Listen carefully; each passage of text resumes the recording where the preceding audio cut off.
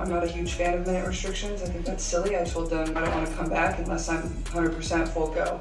Why would I be out there to play 20 minutes? I'm out there to win and give everything I have for this team. Those threes, she ended on tied for her career best. She was 7 of 14, and at one point she was like 7 for 9 or something ridiculous. 11 of 20. She still played 31 minutes. She almost had a triple-double in this game. 8 rebounds, 9 assists, 32 points. By the way, let me point, and 2 block shots. This weekend, Caitlin Clark returned from a 3-week injury layoff, and WNBA fans got exactly what they were waiting for. The electricity, the deep threes, the impossible passes, the fire. But that's not all. We also saw something that's quickly becoming part of the Caitlin Clark experience in the pros: conflict with the referees. It happened midway through the second quarter. Clark, after Sophie Cunningham was hacked on a fast break, Caitlin went straight to the official and said 3 words. "Are you serious?" That was enough for a technical. And just like that, another moment of tension between one of the league's brightest stars and its officials. But let's rewind. Are you kidding me? And gets teed up for that. But understandably, it was an obvious foul that was missed. The word undeniable exists for a reason, and it applies to Caitlin Clark.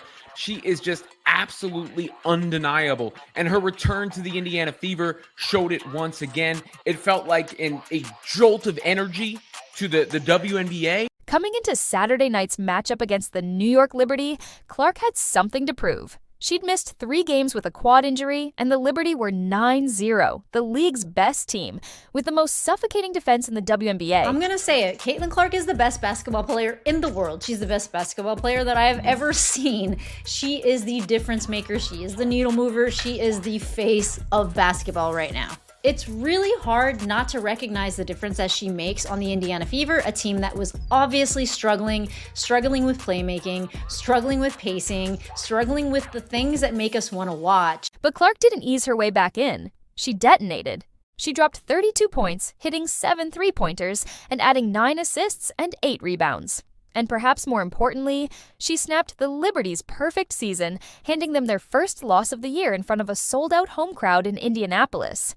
Even Breanna Stewart, 2-time MVP and the player assigned to guard Clark down the stretch, could only smile and shake her head after getting torched from 31 feet. How do you feel physically after finishing that one? I feel good. I thought my rotations were good. Steph got me a couple of breathers. But I feel strong. I felt good. I thought we played a good game. Thought there was a lot we can still improve on, which is really positive for us. But that's how the Fever are supposed to play basketball. Up-tempo, unselfish, working for your teammates. So really proud of our group. But no matter how many incredible plays Clark made, the refs found a way to inject themselves into the story.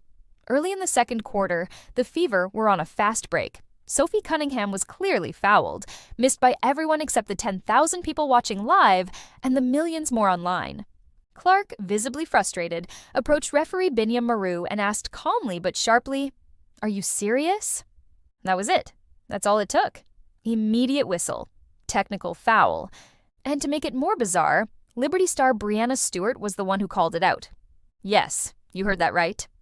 While Clark was talking to the official, Stewart turned to the ref and signaled T with her hands. The ref obliged. A player calling the tech on another player? It left fans stunned. Social media exploded.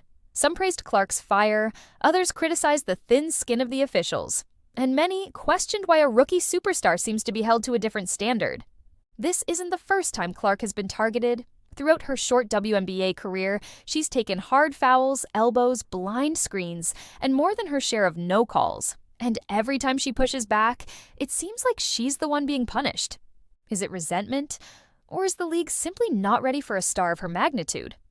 Let's be honest. Caitlin Clark isn't just any player. She's the reigning NCAA all-time leading scorer, the current Rookie of the Year, and a bona fide ratings magnet. The Clark effect is real. Games featuring Clark are selling out arenas, spiking TV ratings, and drawing in new fans, many of whom are watching women's professional basketball for the first time. And it was also reported that the Indiana Fever television viewership is also down over 53%. Now, I know a lot of us were expecting some sort of dip since Caitlin Clark has been out with injury, but I don't think all of us were expecting the entire viewership of the entire WNBA to be down. And this tweet from Christine Brennan really stuck out to me. She said, one player gets injured and more than half the TV audience for the entire league disappears. Has any other athlete ever had that kind of impact on a sport? Golf without Tiger definitely dropped precipitously on occasion, but not like this. A truly remarkable sports story continues. Now, we've gone over the And that's where things get complicated, because Caitlin's presence is reshaping the league, but her treatment on the court doesn't reflect that. Multiple WNBA veterans have taken issue with her style of play. She's been hit, taunted, even openly disrespected. And while that might just be part of the game, it becomes a problem when officials stop protecting the players who are clearly getting targeted. How do you balance making sure you're not just too focused on her, but you also don't want to not focus on her not enough? You know what I mean? Yeah, no, it is a balance, but she's a generational talent. No league's ever about one player, but in this case, Caitlin brought tens of millions of new viewers into the W, and there's no denying that impact. This latest technical, it wasn't just about words. It was about power. It sent a message. Know your place. But Clark's not just going to take it.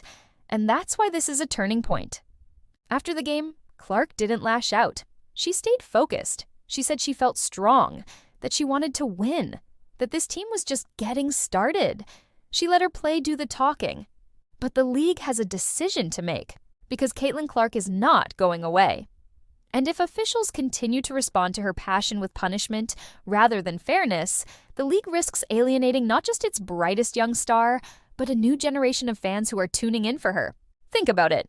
The Liberty came in undefeated. They left exposed. Clark didn't just torch them, she dismantled them. And that logo 3 over Breanna Stewart, that was more than a bucket. That was a message to the league. I belong, and I'm just getting started. So here's the truth. Caitlin Clark versus the referees might be the battle no one expected, but it's one that could shape the future of the WNBA. The league is growing, the talent is rising, and the fans, they're watching. Want to stay locked in as this story unfolds? Make sure you subscribe to She Can Hoop Too for weekly breakdowns, highlight analysis, and the most in-depth coverage of women's basketball on the internet. From buzzer beaters to behind-the-scenes drama, we've got you covered. Because this isn't just Caitlin's league, it's all of ours.